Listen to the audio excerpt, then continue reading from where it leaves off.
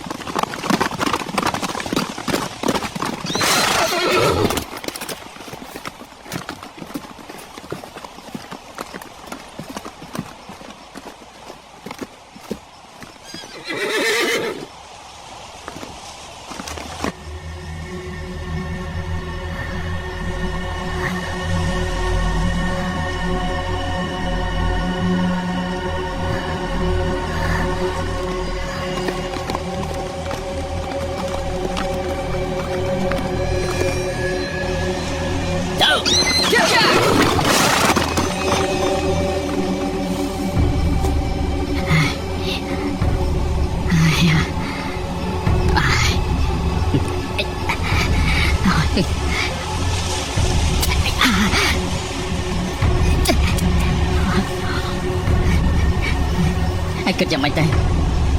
បង្វិចនឹងប្រាក់ចោលនៅក្នុងទៀមស្រានោះបាត់ទៅហើយ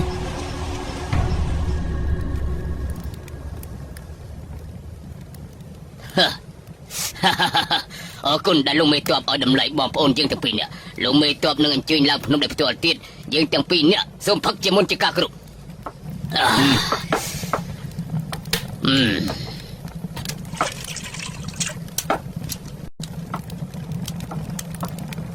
រឿងវាយលោកសៀងជើនឹងឈីជើពួកយើងបានគិតរួចហើយឥឡូវយើងមានចម្លើយហើយ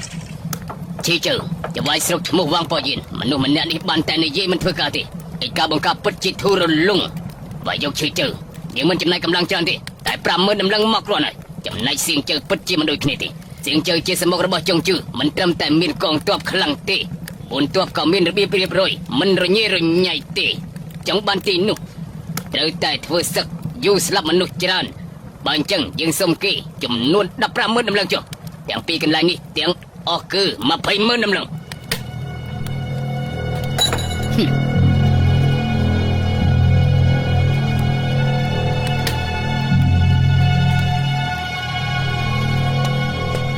យើងថានៅតែឆាវឆឹងមានកម្ដៅជាង3ឆ្នាំហើយប្រាក់ដែលពួកគេយកពីដៃយើងទៅតែ 3-4,000 តម្លឹង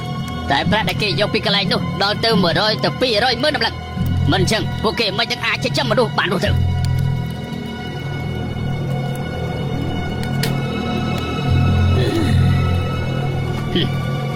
លោកមិនតបមិនបាច់បញ្ញាប់ឆ្លើយទេលោកគិតមើលសិនចុះពួកយើងក៏ត្រូវពិគ្រោះគ្នាជាមួយកូនចៅរបស់យើងដែរត្រូវហើយសូមរាយការណ៍លោកមេតបសៀងជើវាងជាសូមជួបលោកមេតបតើលោកលាក់ខ្លួនសិនដែរទេមិនទេសុទ្ធតែជាគ្នាឯងទេ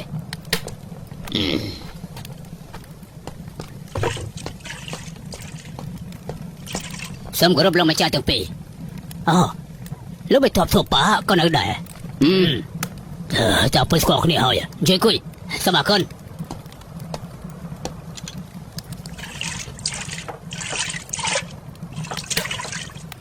មកជួយ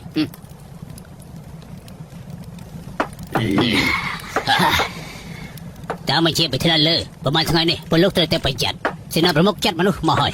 មកប្រហែលនេះ មកrồi nè ជីតែចង់ជឿម្នាក់ហិតអីក៏ខ្លាំងម្លេះចាត់មនុស្សមក100នាក់បង្ក្រាបយើងមិនចេះប្រមាណកម្លាំងមិន để lần nomឈ្មោះអីអ្នកចម្បាំងទី1នៅសៀងជើយេហ្វៃ យេហ្វៃមិនដែលឮឈ្មោះនឹងទេ យេហ្វៃ មនុស្សម្នាក់នេះអាចបាញ់ព្រួញបាន100ដើមអាចបាញ់ព្រួញភ្លើងហួសពី500ជំហានថែមទាំងបានជួយលាវកើចេញពីក្នុងការឡំព័ទ្ធទៀតគេបានយកឈ្នះលើលំពេយ៉ាងចៅស៊ីងមួយរយៈមុនគេបានសម្លាប់ព្រះអម្ចាស់លៀនណាងនីងម្នាក់នេះពួកយើងក៏មើលសាឡៃសោះ ទោះជាព្រះយូឡាយចាប់ចិត្តឬស្ដេចប្រាសាទមិនចុះមកក៏កំមិនផ្លែប្រលឹងជីជីងក៏មិនទុកនៅក្នុងចិត្តដែរឡោមកយើងមកទៅឡើងទៅ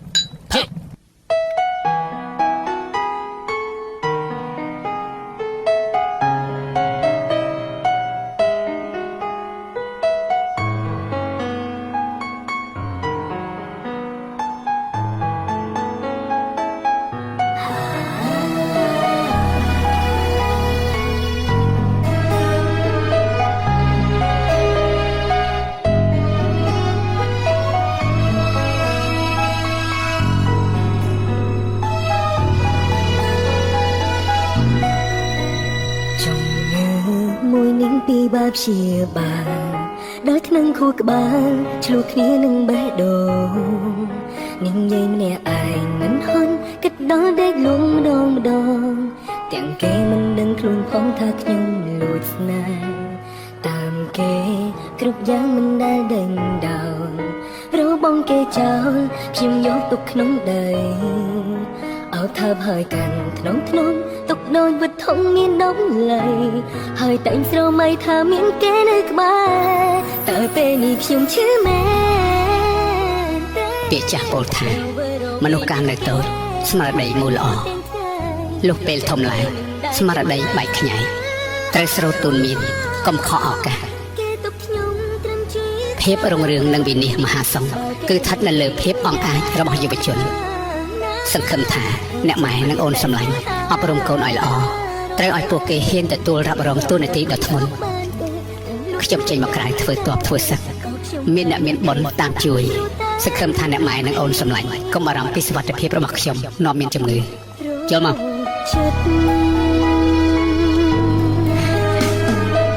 លបងក្រែងអញទៅកាន់ជើងធូបនៅផ្ទះហើយដំបូងខ្ញុំក៏គិតចឹងដែរប៉ុន្តែអំបញ្ញមិញទៅតែបែកគ្នាភាពនឹករលឹករបស់ខ្ញុំចំពោះលបងបង្រៀនដូចជាទឹកហូរទៅមុខមិនដាច់ពីគ្នាខ្ញុំថែមទាំងសុបបានឃើញកាលពីយើងធ្វើតជាមួយគ្នាអ្នកទាំងអស់គ្នាមើលថែខ្ញុំហើយបងចាត់ទុកខ្ញុំដូចជាប្អូនបង្កើតរបស់បងអញ្ចឹងចប់ហើយ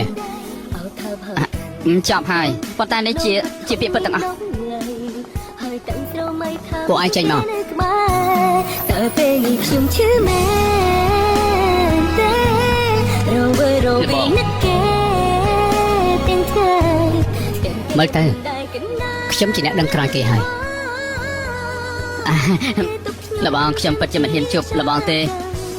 ខ្លាចលបងមិនឲ្យខ្ញុំចូលមកដូច្នេះហើយទៅខ្ញុំមកជួបពួកគេមុនដំបូងខ្ញុំចង់ឲ្យពួកគេនេះជួយវ៉ាជួបខ្ញុំផងត្រូវឲ្យលបងត្រូវហើយអមសៀននេះគេនៅមានមនសិការនៅឡើយទេលបងមិនចឹងឲ្យគេនៅផងទៅតែទទួលគេតាឯណាបងវាច់ឯងអមបងវាច់បាត់តាមផ្លូវហើយដៃឯងក៏ដីដៃខ្ញុំមិនប្រយ័ត្នទៅបុកត្រូវនឹងមែកឈើតែឥឡូវនេះគឺលែងអីហើយ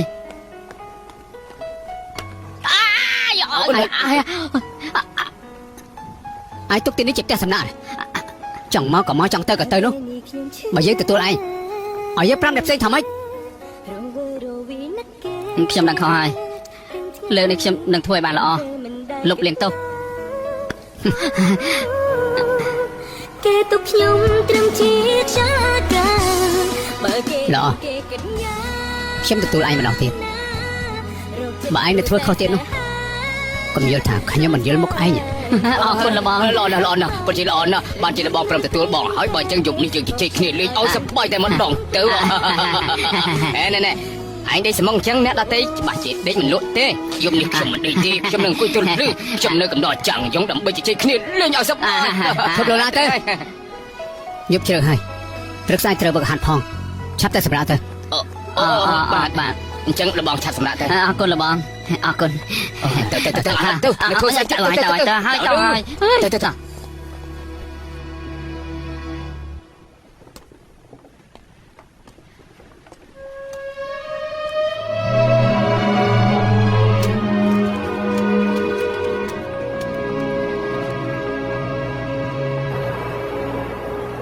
សេនាប្រមុខទូតែការលោកផ្ដាំផ្ញើខ្ញុំបានធ្វើរួចហើយចំពោះបងប្អូនតកលជីនៅលោកមិនតបធូបាក៏បានផ្ដាំផ្ញើរួចហើយដែរយកហ្វេនោះយ៉ាងម៉េចហើយចុងសិងធើសេនាប្រមុខចង់ឲ្យកងទ័ពគេ100នាក់ខ្ញុំក៏បានដកកងទ័ព100នាក់ឲ្យទៅគេប៉ុន្តែ100នាក់នោះសិតតែខ្ញុំជាអ្នកជ្រើសរើសលោកយើងចាំមើលថាអ្នកចម្បាំងទី1នៅសៀងជើមានសមត្ថភាពប៉ុណ្ណាអាយ៉ាមើលទៅភ្នំនោះចុះអាយ៉ាព្រះហើយតាមពិតទៅភ្នំអូកុងមានសភាពបែបនេះសោះភ្នំអូកុងមានរាងដូចជាសត្វក្អែបទើបគេដាក់ឈ្មោះអញ្ចឹងថែមទាំងមានកន្ទុយព័ទ្ធជំវិញទៀតផងជំរំធំព័ទ្ធជំវិញជំរំតូចបន្តរាប់សិបយោជន៍ភូមិសាស្ត្រល្បាត់នោះមានអ្នកណាដឹងទេតាមដំណឹងរបស់លោកសេនាប្រមុខចុងគ្នារបស់ចៅព្រៃមានប្រហែលជារាប់ម៉ឺននាក់មើលទៅភ្នំអូកុងឈ្នះត្រង់ថាភូមិសាស្ត្រចម្លែកមើលទៅចម្បាំងលើកនេះតើតែមានកម្រងច្បាស់លាស់ណាទើបយើងហ៊ានឡើងភ្នំឥឡូវមានចំនួនចិត្តប្រមាណភាគរយ50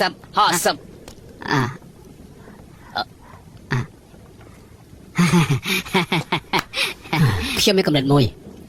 អាចជឿជាក់បាន 100% អញ្ចឹងលបងឆាប់និយាយទៅកំណត់អីទៅយើងគ្រាន់តែរកមនុស្សម្នាក់ឲ្យខ្លាចបន្លំខ្លួនចូលទៅភ្នំអូកុងគូរូបភូមិសាស្ត្ររបស់គេឲ្យតែយើងស្គាល់សត្រូវច្បាស់លាស់ខ្ញុំមានចំណុចចិត្ត 100% ថាអាចបង្ក្រាបភ្នំអូកុងបានគឺល្អណាស់មែនហើយល្អតើឲ្យអ្នកណាទៅល្អជាងត្រូវហើយថាតែមើលតើឲ្យអ្នកណាទៅខ្ញុំទៅលាងដៃសិនឯងចង់រត់អីបានយើងរឿងខ្លាចខ្លួនតើមានអ្នកណាគេស័កសមជាងឯងគឺមានតែឯងទេដែលស័កសមជាងគេណាមែនហើយនិយាយទៅលបងចង់លបងធ្វើនេះចោលខ្ញុំទៅស្លាប់ត្រូវហើយអាយ៉ាខ្ញុំមានវិធីមួយអាចឲ្យឯងចេញទៅបានវិធីស្អីទៅសូមរាយការណ៍កងទ័ព100នាក់បានមកដល់ហើយសូមពិនិត្យមើល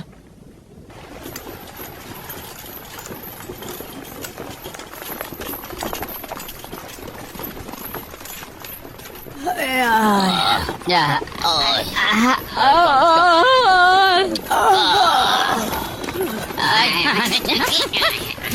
កងទ័ពជើទាំងនេះនីហ្វាអឺខ្ញុំត្រូវតែបណ្ដៅឲ្យទើបបានពួកអាកូនតសៃទាំងអស់នេះឲ្យតែនីហ្វាអឺចេញមុខពួកវានឹងស្ដាប់បង្គាប់ជាមិនខានទេចាំតែមើលមកនេះអ្នកពួកឯងស្ដាប់យើងចាប់មកនេះមកឲ្យលឿនឡើងមកនេះស្ដាប់គ្នាសិនវេលាស្មើនេះនឹងជីវិតរបស់យើងមួយថ្ងៃគឺសំខាន់បំផុតគឺពេលព្រឹកបម្រើទ័ពធ្វើសឹកសំខាន់បំផុតគឺជាអ្វីនិយាយទៅមើលនិយាយទៅឆាប់និយាយព្រាមនិយាយ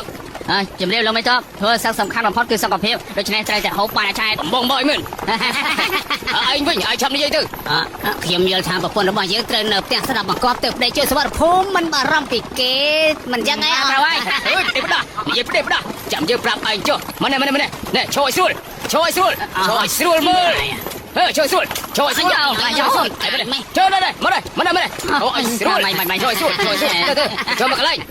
ចង្រៃយោសេនាប្រមុខចង់មើលទៅដូចជាស្លូតបុតខ្លាំងណាស់មិនស្មានថាចុងក្រោយពង្រាយទ័ពកំជិលបែបនេះមកឲ្យពួកយើងតោះតែសោះមិនតែតោះនឹងគាត់ទេគឺមានមនុស្សម្នាក់ទៀតប្រើល្បិចតាមក្រោយឲ្យលឿនឡើងទៅមើលចូលឲ្យស្រួលយកឯងមិនចេះចូលទៀតចូលឲ្យស្រួលនេះឯងពួកមួយនេះមើលឲ្យចូលឯងមិនចេះចូលទេយើងប្រាប់ថាចូលឲ្យស្រួលឯងយល់ហើយនៅជួយនេះចូលស្រួលចូលឲ្យស្រួល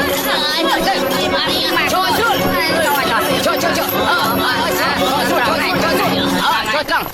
ដាក់បញ្ជាយើងចូលឲ្យស្រួលបុលលបងមើលចោលសិតតែជាសម្រាមទាំងអស់នឹងយ៉ាងណាក៏អើយមកឈរស្អីទេមកនេះមកឈរមកធ្វើតោះយកគ្នាឈប់លោឡាទៅនាំគ្នាបិទមាត់ដេកមិនស្កប់ផងធំនិយាយបិទមាត់ទៅ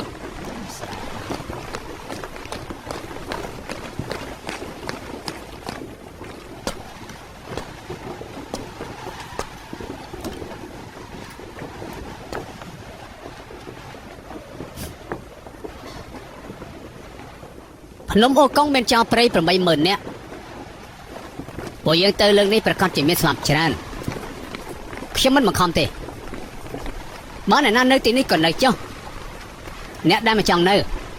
អាចទៅវិញក្នុងពេលនេះបាន អ្នកតាប្រាជិប្រាជិអីទៅណាសុំទៅណាទៅទៅមកយ៉ាងណាច្បាំងស្អីទៅយើងចាប់តលឿនលបងមិនត្រូវអាគេទៅទេ មនុស្សគ្មានចិត្តផងទៅមានប្រយោជន៍ស្អីទៅ ហើយចង់រៃយោពួកអាសម្រាប់នេះលបងពួកយើងមិនចាំបាច់ទៅភ្នំអ៊ូកុងទេលបង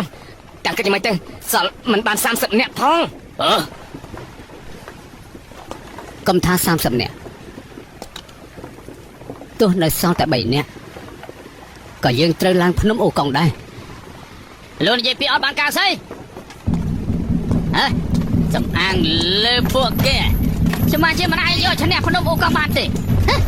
បើទោះជាលោកបកាយ៉ាងណាក៏ដោយយ៉ាងច្រើនលោកទុកទល់បានតែ10000នាក់ភ្នំអ៊ូកុងមានមនុស្ស80000នាក់សល់70000នាក់ទៀតគិតយ៉ាងម៉េចណាហើយមើលគេចុះគេនៅមានគេទៀតលោកអាចបង្វឹកពួកគេឲ្យខ្លាចទៅជាមនុស្សដូចជាលោកបាន7នាក់ទៀតទេលោកសមាងអីឲ្យពួកគេទៅស្លាប់នោះ ចុះហេតុអីបានជាឯងមិនទៅ ខ្ញុំសវឹងដើរវាមិនរួច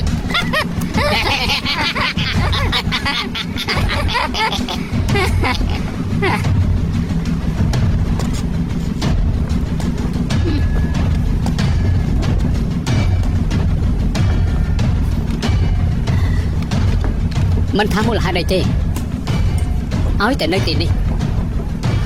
ស្អែកនេះត្រូវត្រៀមខ្លួនវឹកហាត់ចាប់ពីពេលនេះទៅខ្ញុំសូមដាក់វិន័យបើសិនជាថ្ងៃស្អែកខ្ញុំឃើញមានអ្នកណាស្វឹងទៀតនោះក៏មិនទោសថាខ្ញុំមិនមេត្តាឲ្យសោះ 30នាក់ចាំមើលលោកបង្វឹកយ៉ាង